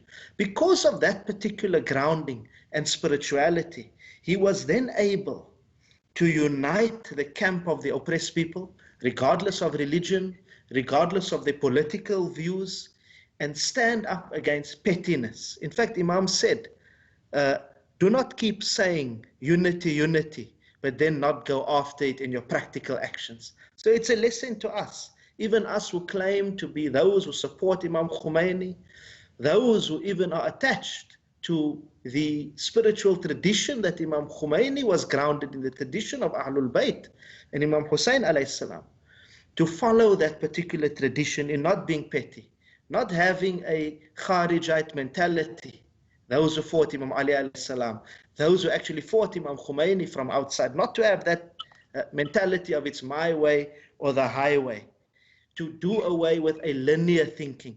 Because as we build a more just world and a just society, it is going to be led only, and it's going to culminate in that if we stand together, but we don't view things in a linear sense. We're able to listen to the next individual, even if we differ here and there. We're able to ensure that we unite on what is common in the spirit of akhlaq, in the spirit of talking to each other with reason and with love and compassion. For that was the tradition of the Ahlul Bayt alayhi salam, which Imam Khomeini was completely grounded in. I thank you. Thank you, brother. I also thank you. Thank you. Wa alaikum salam wa rahmatullahi wa barakatuh. And thanks for that comprehensive speech you presented in our program. All the best. And my salutes from Pretoria to you in Cape Town. Hope we can see each other in Pretoria or Cape Town or somewhere else. Thank you so much. Inshallah, we will once day. we are in safe hands. Thank you very much. Bye. Bye-bye. Thank you. Okay, now we are trying to contact Dr. Mahmoud Wazi. There is a phrase that says, last not the least. Let me introduce him to you while we are trying to get a hold of him. Yeah, he's on. Salaam alaikum, doctor. Phrase that says, Salaam alaikum. Let me introduce him to you while you're trying to get a hold of him. Yeah, he's on. Assalamu alaikum, doctor. Wa alaikum assalam wa rahmatullah. How are you, sir? I think you are watching us through YouTube or Opera. Would you please make it mute and talk to us via your cell phone, please? Okay, it's very nice. Your voice is very nice. Perfect. Thank you, Okay. doctor. Let me quickly introduce you to our audience. Then we will give you the stage to have your presentation. Here with me, Dr. Mahmoud Waizi holds a PhD in Quranic Sciences and Tradition from University of Tehran. He's the head of Center for Higher Studies of Islamic Revolution at University of Tehran, and he joined us from Tehran. As I understand, doctor, your subject is Imam Khomeini's thoughts as a pioneer of the future paradigm of the world. Please, the screen and the stage is all yours. بسم الله الرحمن الرحيم الحمد لله رب العالمين أعوذ بالله من الشيطان الرجيم ومن المؤمنين رجال صدقوا ما عاهدوا الله عليه ومنهم من قضى نحبه ومنهم من ينتظر. Firstly, I should present my warm appreciations and thanks to the organizers of this magnificent and fruitful program, specifically the Cultural Council of Islamic Republic of Iran, Mr. Hossein Zadeh and his good colleagues. Secondly, we should say that Imam Khomeini's commemoration day is a day to commemorate all the free people of the world.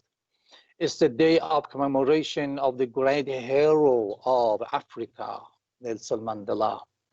And it's the day of commemoration of all the oppressed people and the martyrs, resistance who have risen up against oppression and the system of domination, have risen up against discrimination and injustice in all over the world. Thirdly, the title of my paper in this good conference is Imam Khomeini's thought as a pioneer of the future paradigm of the world. Analyzing the future ahead is one of the most fascinating and valuable topics for all human beings. Futurist scholars of the world have interpreted the paradigm of global future in different ways. My paper lets me to raise up a few questions about my paper. We should ask three questions. The first question is, what is the fourth wave? And what's the next paradigm of the world? And what are the important futurist points of view? And the next question is Imam Khomeini's thought as a pioneer of future paradigm. And the third, what are the distinguished character of the next paradigm in Imam Khomeini's points of view? Very, very summary, I want to have a report from my article. In his book, The Third Wave, and based on his historical analysis, Elvin Toffler named the first wave as agricultural wave, the second global wave as an industrial wave, and the third one as an electronics, He considered the civilization of the new age as the deconstruction and breaking down the regular and old values and tradition in all sectors of the society, which encompass the family to the governance. In this limited time, we have not enough time to talk about. The next famous futurist, Dr. Suhail Inayatullah, believed that the future global standard has a distinct identity from previous one. The criteria of organizations and institution development are welfare, social justice, and environment. Triple line bottom. He said that everything is changed nowadays. Organizations have other obligations besides the benefits and profits.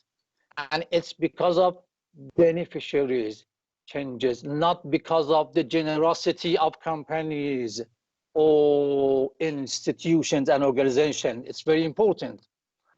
Recipients are not just shareholders, somewhat staff managers, and the environment beyond the organization and so on have a useful role and should pay attention to them. Accordingly, he has viewed the paradigm of the world's future as a spirituality. He said that the next paradigm of the world may be spirituality. And others, for example, some other people like Professor Powell Ray or Sherry Anderson, they say that culture or cultural creativity may be the next paradigm of the world. I suppose that these three come to one point. Maybe under the umbrella of the spirituality, we can gather also the cultural creativity. Good. Verifying Imam Khomeini's doctrine and his fundamental values, we find out that from a social point of view, there are two fundamental characteristics that distinguish Imam's spirituality from others. First, rationality in personal life and social interaction. Then the epic spirituality that has dedicated itself most of the Quranic narratives and historical teachings of Imam's heritage. Imam was noticing to the principle of spirituality not in the unilateral and superficial form, but as a contract-based and legislated principle, and not within the limit of personal and family interest, but rather as a comprehensive at individual and family and social levels. It's a very, very wide and important. The domain of conceptual communication and connection of a spirituality principle based on his ideological infrastructure towards teachings of the Holy Quran is manifested not only in verbal signs, but also in the depth of souls, in a set of phenomena of the nature world and all particles of entity in the presence of Almighty Allah. Thus, in his standpoint, all material world and entity manifestations have a color of spirituality. It's very, very important. If you study the indicators which Mr. Sohail or other futurists say, they're completely different. Imam Khomeini said that everything in the universe has a color of spirituality within itself. And the light of spirituality is present over the whole universe, from superior to inferior one, and from east to west. With the emergence of paradigms of industry and age of IT in recent centuries, the term spirituality gradually become obsolete, and its meaning and application at the social daily life in parallel with the development and spirit of modernity decline, I suppose. As the result of increase in the presence of technology and social welfare, devastating wars, violation to others' rights, aggression to unprecedented killing in the world took place instead of sovereignty of peace on human life.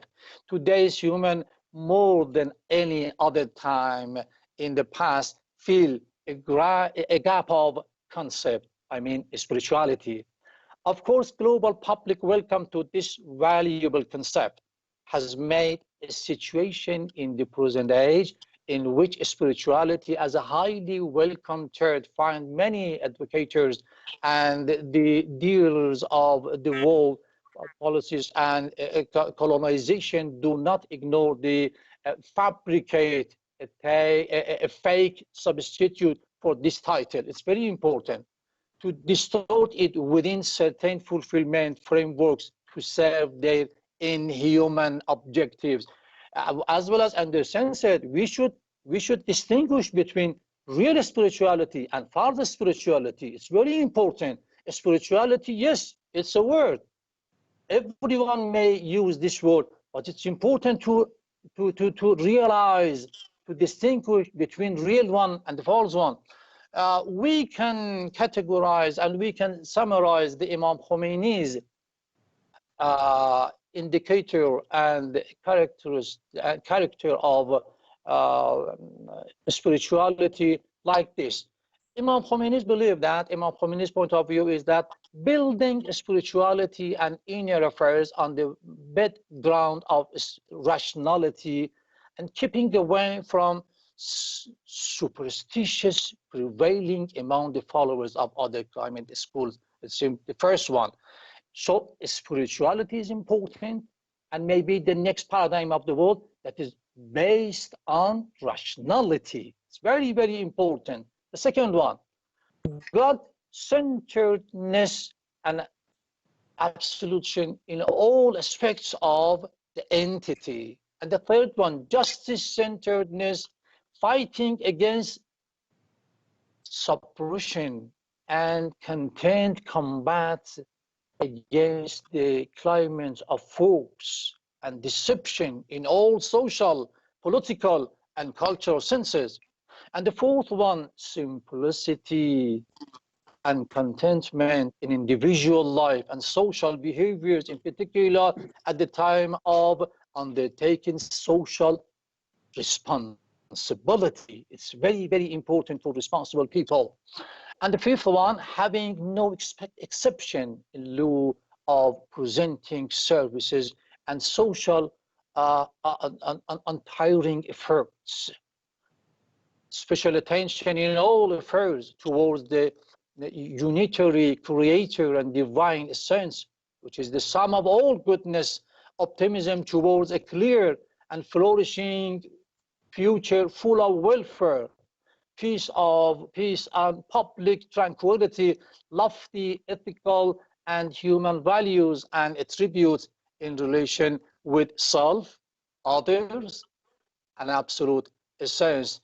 In the conclusion, we can say that in truth, such an spirituality as the fourth global wave can be beautiful, admirable, and optimistic for all fair and unprejudiced human beings with any tendency. We hope so. وآخر دعوانا أن الحمد لله رب العالمين. Thank you very much. Thank you, Doctor. Thank you so much for being with us. Now it's actually 8 o'clock in South Africa and 10:30 in Tehran. It's late. Thank you for staying with us. It takes time. It's around 2 hours. All of you are with us. Thank you, Doctor. All the best. Bye. Very much. Have a nice time. Okay. We are already done. Thank you so much for being with us for more than 2 hours. We had Madam Naledi Pandor, the respectful Minister of International Relation and Cooperation of South Africa. We had grandson of Imam Khomeini, Mr. Sayyid Hassan Khomeini. We had Judge Siraj from Cape Town. We had the Minister of Culture and Islamic Guidance from Iran, Mr. Farid Sayed, Comrade Azad Sida, Dr. Shahriari, my real dear brother Khaled Sayed, Maulana Aftab Haider, Comrade Sisa, Maulana Hosseini. We had Dr. Harun Aziz, and it finished with Dr. Wazi. Last not the least, as the final part of our program, we will have Dr. Ahmed Mohsenzadeh. He is the cultural attaché of the Embassy of the Islamic Republic of Iran in South Africa. He is a well-known person to be a revolutionary, and also he's famous for paying his debt. Please watch his clip, and I say goodbye to you right now, and I thank you. It is Hamid Reza Orai from Pretoria, and it's 2 minutes after 8 in the night. Why? Bismillah ar-Rahman ar-Rahim. Good evening, ladies and gentlemen. It is an enormous challenge to share my thoughts on this platform, especially considering that I have to address you on the two heavyweights who changed the world, Imam Sayyid Ruhollah Musavi Khomeini and President Nelson Mandela. These are historical figures whose thoughts knew no geography, borders, language, race, or color. Their thoughts were pure and solely for the betterment of humanity. The late South African giant, President Nelson Mandela, used to say Imam Khomeini, the founder of the Islamic Republic, should be considered a leader of all freedom movements and should be followed throughout at all times and eras. Imam Khomeini's ideas were influenced by the depth of the monotheistic. Thus, his words are the words of all monotheistic religion, the words of all the prophets of God Almighty, Adam, Noah, Ibrahim, Moses, Jesus, and Muhammad. My God bless them and grant them peace. O man, you are free just as God created you free. No one has the right to take you captive. It was said that all free human beings in the world and all the deprived and oppressed people of the world heard this statement and accepted it with love. One of these free people is the hero who brought freedom in South Africa, in the entire African continent and the globe, President Nelson Mandela. Imam Khomeini and President Nelson Mandela both rejected all forms of oppression, discrimination, and racism. They openly expressed their opposition to the apartheid regime in South Africa, and both of them supported the legitimate struggle of the Palestinian people. And President Nelson Mandela made it his duty to protect freedom and liberty in the world and to honor the efforts of all mujahideen in the fight against opposition, discrimination, and racism around the world.